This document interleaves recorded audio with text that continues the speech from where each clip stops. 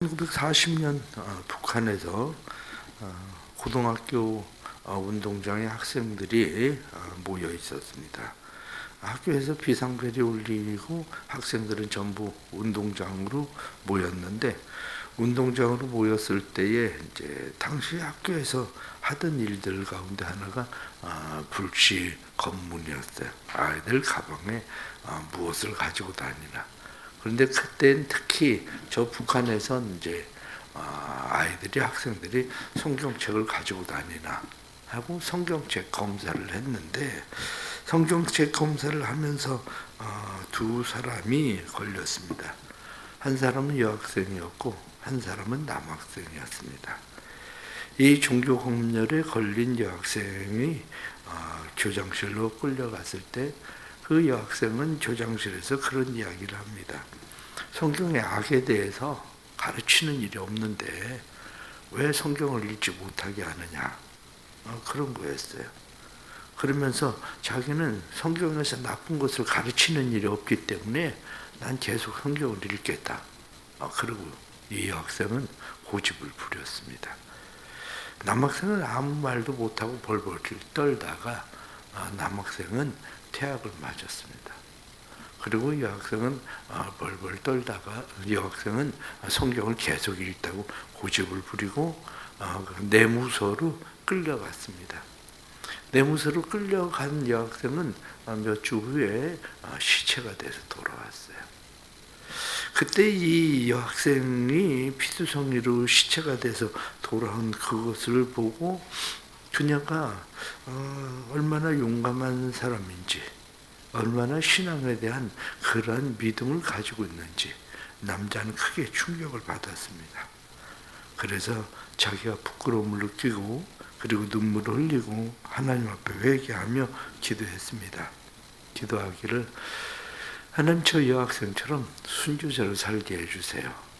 그리고 순교자로 살기를 기도합니다. 얼마 후에 이 남자는 남한으로 넘어오게 됩니다. 그래서 남한으로 넘어와서 학교에 대한 비전을 세웁니다. 자유로운 학교. 그래서 성경을 마음껏 가르칠 수 있는 학교를 만들어야 되겠다. 그래가지고 자유롭게 할 수 있는 그런 학교를 만듭니다. 법학을 공부하고 그리고 학교에 대한 그런 열정을 가지고 한국에 학교를 세우고 그랬었던 사람인데, 김정렬이라고 하는 사람입니다. 그래서 우리나라에 영광재단을 세워서 학교들을 세우는 일에 열심을 내게 되죠. 사람이 어떤 일을 계기로 해서 뜻을 세우는 일, 참 그 일을 계기를 통해서 뜻을 세우는 일들은 의외로 쉽게 일어날 수도 있습니다. 때로는 사건이나 사고를 통해서, 질병을 통해서, 때로는 어떤 어려움들을 통해서 사람들은 뜻을 세우는 일을 합니다. 그런데 그 뜻을 그대로 지켜나간다는 일은 결코 쉬운 일이 아니죠. 특히 우리가 살고 있는 이 세상 속에서 뜻을 세우고 그리고 마음에 세운 그 뜻을 성취하기까지, 그것을 이루기 위해서 수고하고 애쓰는 일들은 쉽지는 않습니다. 의외로 많은 사람들이 해외 선교사로 나갑니다. 그런데 해외 선교사로 나가도 선교하는 일들, 그 일들이 생각같이 쉽지는 않습니다. 많은 어려움과 고난들을 겪으면서 뜻을 세웠었던 그러한 일들에 사람들은 이게 하나님의 뜻이 아닌가 보다, 이렇게 생각을 하고 그 뜻을 접게 되는 그런 일들도 많이 일어납니다. 교회를 다니는 사람들도 처음에 교회를 나오기 시작을 하면서 교회 안에서 신앙생활을 하다가 자기의 삶에 당하는 여러 가지 일들로 인해서 자신의 뜻을 접고 그리고 하나님 앞에 나아가기를 끝나는 그런 사람들도 많이 있는 거죠. 그러나 다니엘과 다니엘의 친구들은 뜻을 세웁니다. 왕의 진미에 대해서 우리는 먹지 않겠다. 그래서 환관장에게 이야기하기를, 우리를 열흘 동안 시험해 보십시오. 이렇게 그래서 열흘 동안 그들을 시험했더니 하나님께서 그들에게 특별한 은혜를 주십니다. 14절 말씀 보니까 그가 그들의 말을 따라 열흘 동안 시험하더니 열흘 동안 채식만 먹고 그들이 생활을 했는데 15절 말씀 보니까 열흘 후에 그들의 얼굴이 더욱 아름답고 살이 더욱 윤택하여 왕의 음식을 먹는 다른 소년들보다 더 좋아 보인지라. 이렇게 성경은 말씀하시죠. 우리가 하나님에 대해서 분명한 믿음이 있어야 됩니다. 하나님은 우리를 지으신 분, 하나님이 우리를 창조하신 분, 하나님이 우리를 세상에 보내신 분, 그렇다면 우리를 세상에 보내신 하나님께서 우리의 모든 것에 대해서 책임지신다는 믿음이죠. 그래서 17절 말씀을 보니까 하나님이 이 네 소년에게 학문을 주시고 모든 서적을 깨닫게 하시고 지혜를 주셨으니 다니엘은 또 모든 환상과 꿈을 깨달아 알더라. 말씀을 보면 분명하게 우리가 알게 되는 것이 하나님이 육체는 건강을 주실 수 있는 분, 채식만 먹어도 우리가 건강해질 수 있다는 사실에 대해서도 성경은 그것은 하나님께서 그들을 건강하게 하시면 그렇게 된다고 말씀하시죠. 뿐만 아니라 학문과 서적을 깨닫게 하시고 지혜를 주셨다. 말씀에 나타나는 것처럼 그 뒤에 나타난 20절 말씀 보면 왕이 그들에게 모든 일을 묻는 중에 지혜와 총명이 온 나라 박수와 술객보다 10배나 나온 줄을 아니라. 이렇게 박사와 술객들보다 지혜, 그러면 호크만, 총명, 바나, 이해력, 통찰력, 그렇게 말하는 거죠. 이러한 것들이 다시 말하면 혼적인 그러한 것들이 뛰어났다, 탁월했다. 그런데 여기 지식, 그렇게 나오는 이 지식이라고 하는 것은 맞다, 그렇게 되어 있습니다. 맞다라고 하는 것은 생각, 마음. 그러니까 우리의 혼을 더 강하게 하고 건강하게 하시는 분이 하나님이시라고 성경은 말씀하죠. 특별히 다니엘에게는 모든 환상과 꿈을 깨달아 알더라. 이렇게 말하는 것처럼 환상, 꿈, 그러면 환상, 하존, 이상이라고 이야기하죠. 그리고 꿈, 그러면 단순하게 이 꿈을 이야기하는 것만이 아니라 할롬, 그렇게 이야기하면 이 꿈은 계시적 꿈, 그렇게 이야기하기도 합니다.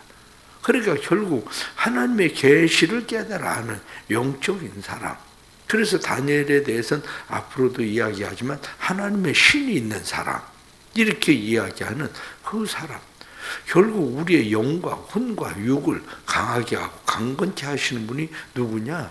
하나님이시다. 그리고 성경은 예수님이 자라실 때 키가 자라고 지혜가 자라고 하나님과 사람 앞에 사랑스러워갔다.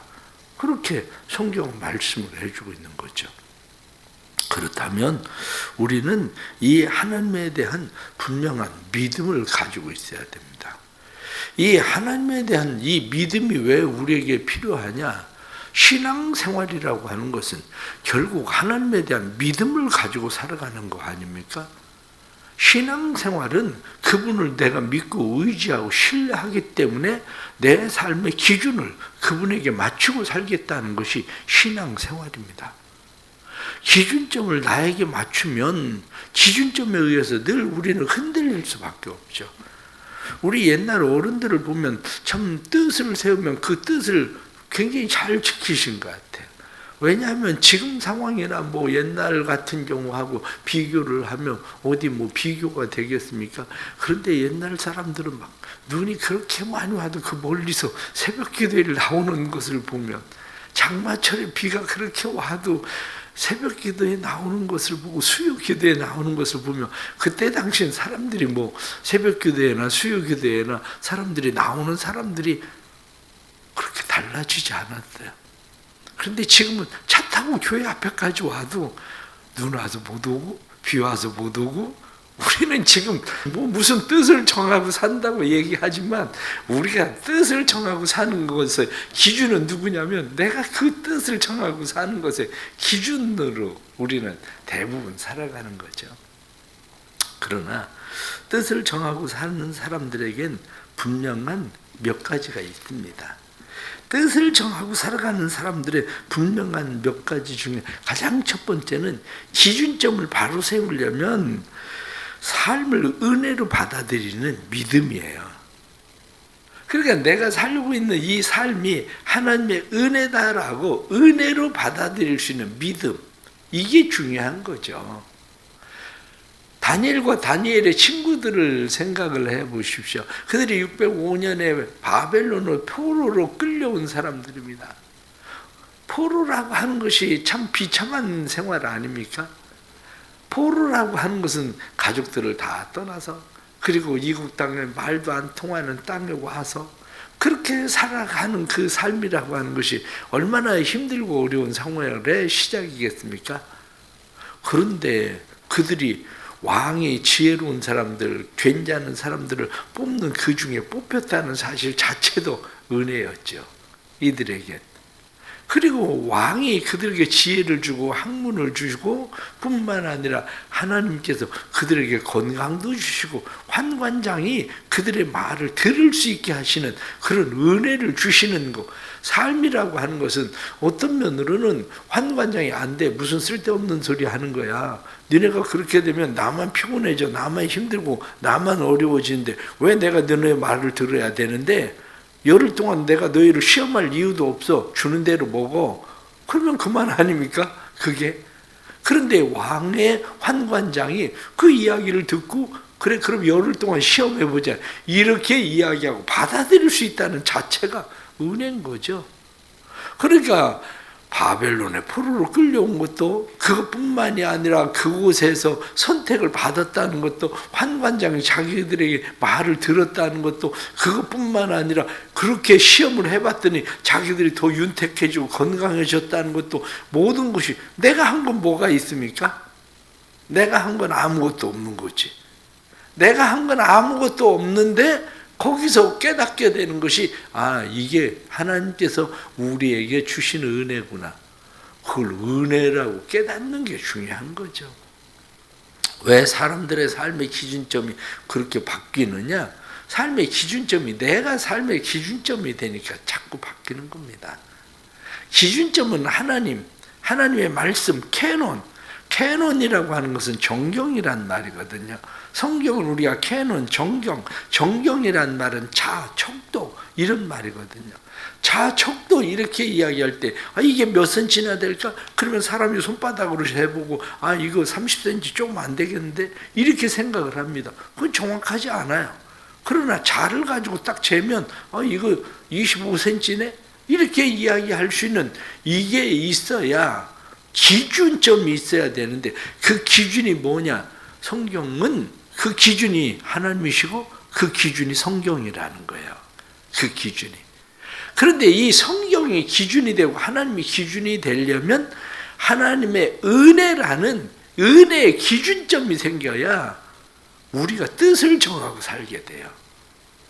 하나님의 은혜의 기준점이 없으면 우리는 어떻습니까? 은혜의 기준점이 없는 사람들이 주로 처음에는 어떤 일이 일어났을 때 은혜다 이렇게 생각하죠. 그런데 은혜라고 생각했었던 것이 조금만 지나보세요. 은혜라는 생각보다도 나한테만 일어나는 일인가? 다른 사람들도 뭐 당연히 그렇게 일어나는 일인데 이렇게 당연하게 생각을 한다고요. 그런데 그것이 기준점이 달라지면 당연함을 넘어서 이제는 내가 잘해서 뭐가 된 것처럼 생각을 하게 되는 거죠. 많은 사람들이 때로는 살면서 내가 사는 것은 덤으로 사는 거야 이런 얘기하는 사람들 많습니다. 그런데 덤으로 산다고 이야기하지만 정말 그 사람들의 삶이 덤으로 사는 것 같이 삽니까? 그렇지가 않죠. 왜냐? 기준점이 달라져서 그래요. 뜻을 정하고 살려면 가장 첫째 필요한 게 뭐냐면 삶을 하나님의 은혜로 받아들이는 기준점이에요.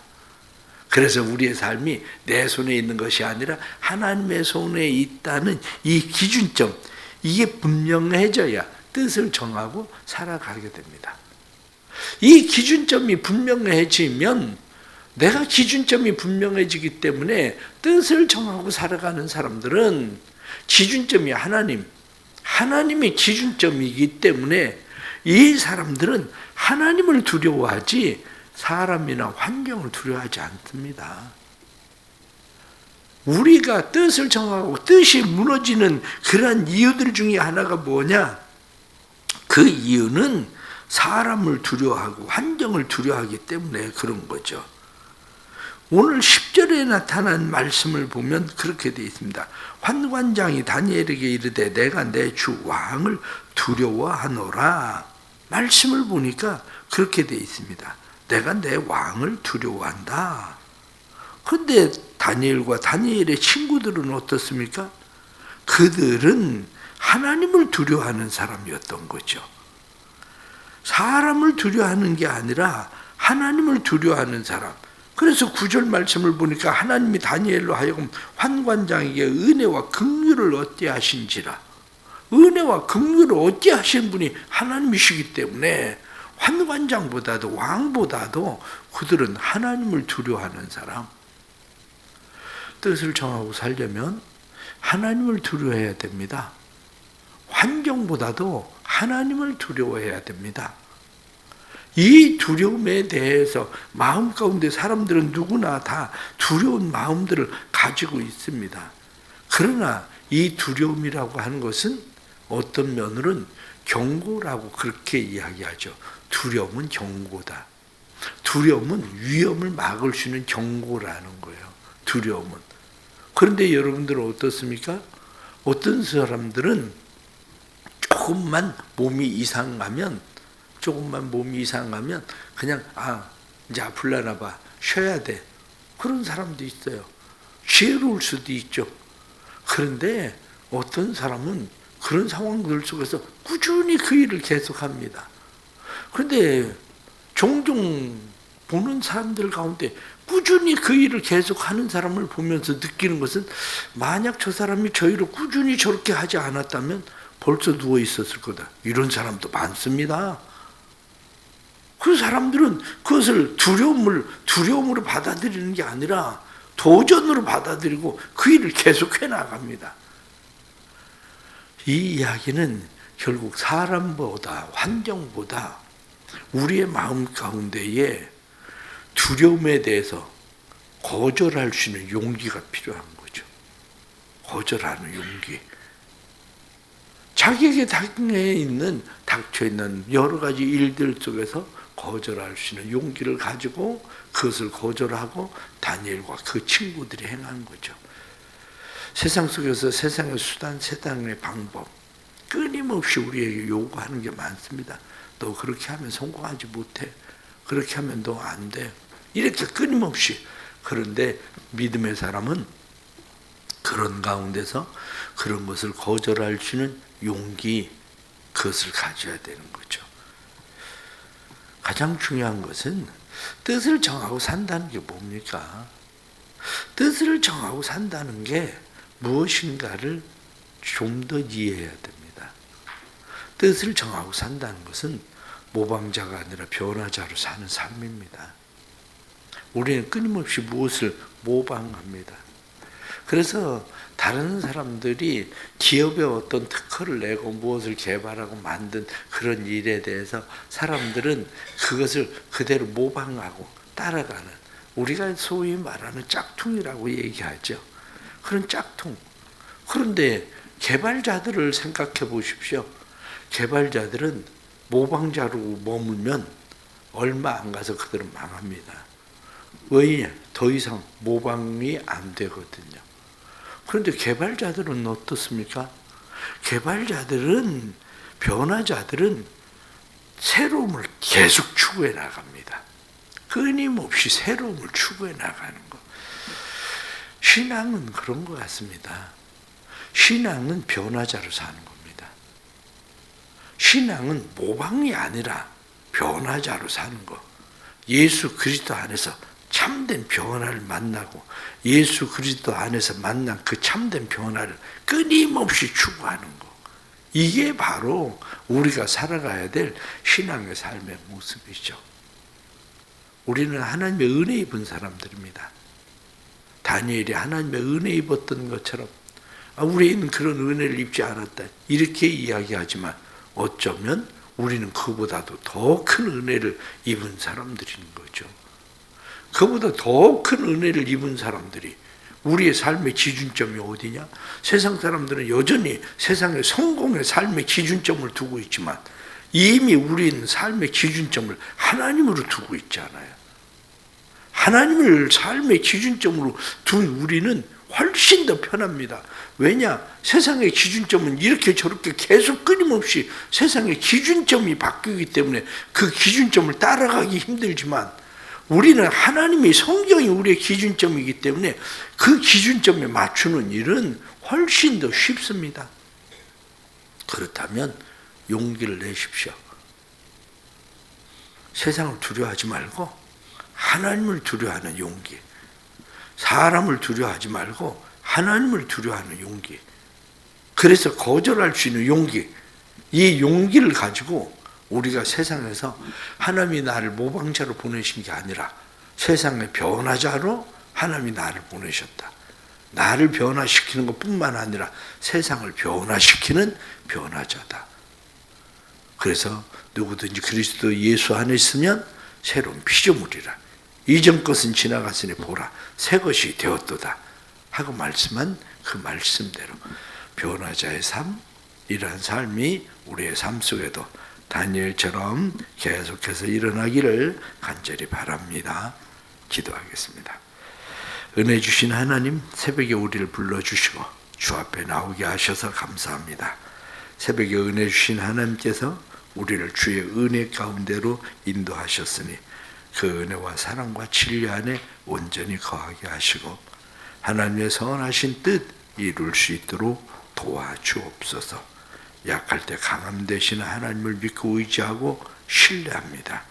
우리가 하나님을 믿고 의지하고 신뢰할 때 우리의 마음 가운데 하나님이 삶의 기준점 되게 해주시고 하나님만 두려워할 수 있도록 은혜 베풀어 주옵소서.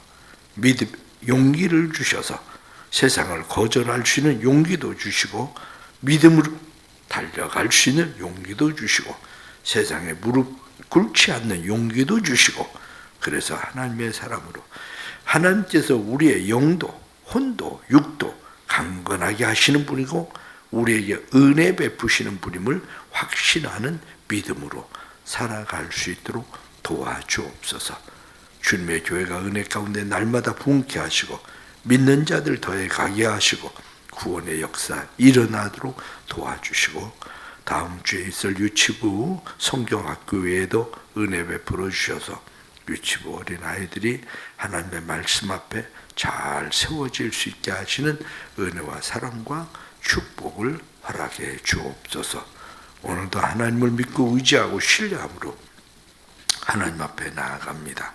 하나님 믿고 의지하고 신뢰하고 이 하루를 믿음의 용기를 가지고 주님과 동행하는 삶을 살 수 있도록 도와주옵소서. 드려진 일 전번제 제물에 은혜 주시고 세상 속에 하나님의 사람이 있음을, 다니엘과 같은 사람이 있음을 보게 하시는 하나님의 축복이 함께 하셔서 건강도 지혜도 그리고 이상과 꿈을 해몽하는 영적인 강건함도 날마다 새롭게 해 주옵소서. 예수님의 이름 받들어 기도드려옵나이다. 아멘.